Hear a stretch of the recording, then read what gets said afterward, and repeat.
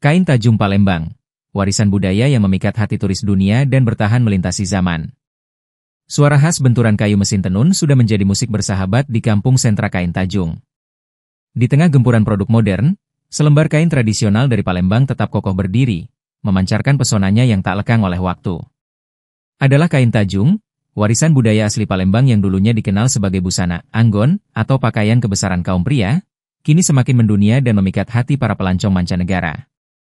Berbeda dengan kain blongsong yang elegan dan biasa dikenakan para ibu, kain Tajung memiliki karakteristik unik yang membuatnya menjadi pilihan utama para santri di pondok pesantren di Jawa, bahkan disukai turis dari Malaysia, Brunei Darussalam, Belanda, Amerika, hingga Jepang. Keunikan ini berpusat di sentra tenun Tajung Tuan Kentang, Jakabaring Palembang, salah satunya dikelola oleh H. Udin Abdillah. Bila kita berkunjung di lokasi tak jauh dari Sungai Ogan anak Sungai Musi, akan disuguhi proses produksi kain Tajung. Ada juga perajin kain jumputan dan kain blongsong. Udin Abdillah, seorang penenun generasi keempat, telah mendedikasikan hidupnya untuk melestarikan kain Tajung sejak tahun 1986. Usaha kain Tajung ini sudah menjadi tradisi keluarga besarnya. Dimulai dari neneknya yang memintal sendiri pada tahun 1950-an, kemudian dilanjutkan oleh orang tuanya pada tahun 1963. Berawal dari belajar langsung dari orang tua dan nenek moyangnya, Udin yang kini rambutnya berwarna putih menandakan usia lanjut, kini menjadi salah satu pilar utama pelestarian kain Tajung. Sementara dua anaknya kini sudah terjun ke dunia tenun tapi tidak full hanya sampingan. Kita dididik melanjutkan usaha orang tua dahulu, ungkap bapak dua anak ini. Perjalanan sentra tenun ini tidak selalu mulus.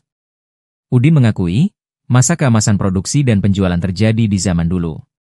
Pandemi COVID-19 sempat menjadi pukulan telak, mengakibatkan penurunan drastis. Namun, semangat tak pernah padam. Tahun 2022 dan 2023 mulai bergerak naik, walaupun sedikit. Sampai sekarang, ujarnya dengan optimis. Baginya, yang terpenting adalah mempertahankan karakter dan budaya Palembang agar kain Tajung dan blongsong tetap eksis di masa mendatang. Jika kita ke Jawa pasti orang nyebut ini kain dari Palembang, tambahnya, menegaskan identitas kuat kain ini. Saat ini, produksi sedikit dikurangi karena fluktuasi pasar dan kendala bahan baku. Namun, Udin tetap menyikapinya dengan bijak. Usaha biasa ada pasang ada surut. Setiap pedagang akan alami hal tersebut. Ya kita nikmati saja, tuturnya santai. Salah satu daya tarik utama kain Tajung Tuan Kentang adalah proses pembuatannya yang masih menggunakan alat tenun tradisional, bukan mesin. Inilah yang membuat turis mancanegara seperti Belanda, Amerika, dan Jepang sangat tertarik. Jepang sendiri pengen belajar dengan kita.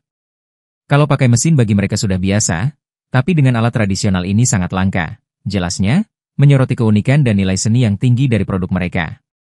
Sementara untuk harga kain Tajung bervariasi antara Rp200.000 hingga Rp250.000 per potong di tingkat perajin, bergantung pada fluktuasi harga bahan baku.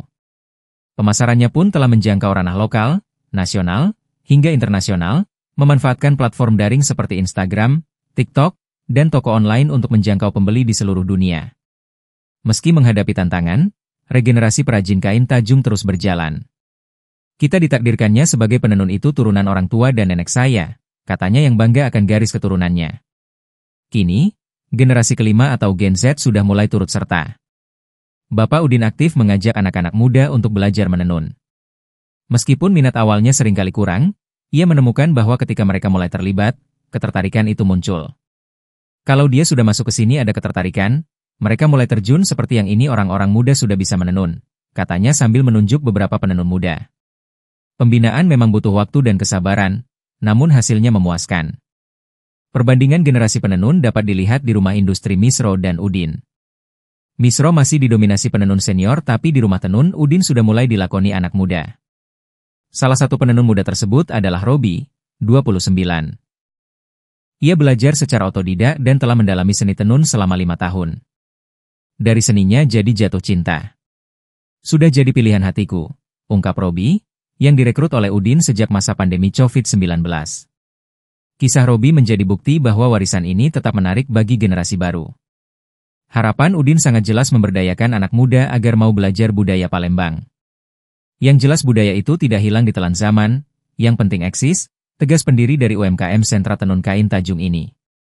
Dari puluhan penenun yang ada sebelum krisis moneter 1997, kini tersisa sekitar 25 penenun merangkap pengusaha yang gigih mempertahankan keberadaan kain tajung.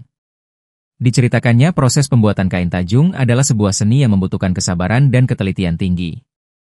Dimulai dari persiapan benang, pembentukan motif dengan cara menggintir atau memelintir, pewarnaan, penjemuran, pencucian, pemisahan helai demi helai, hingga akhirnya ditenun menggunakan alat tradisional. Proses ini bisa memakan waktu hingga 1 bulan, terutama untuk motif yang rumit. Kain tajung memiliki ciri khas warna cerah dan motif beragam. Beberapa motif populer antara lain mawar 2, mawar berantai, simbar, puncak, dan kembang mangga. Motif mawar 2 menjadi yang paling diminati. Menariknya, motif tajung seringkali memiliki kemiripan dengan motif pada kain songket, menambah kekayaan desain tenun Palembang. Kain tajung bukan hanya sekadar selembar kain, melainkan simbol ketahanan budaya Palembang yang terus berinovasi dan memikat hati dunia.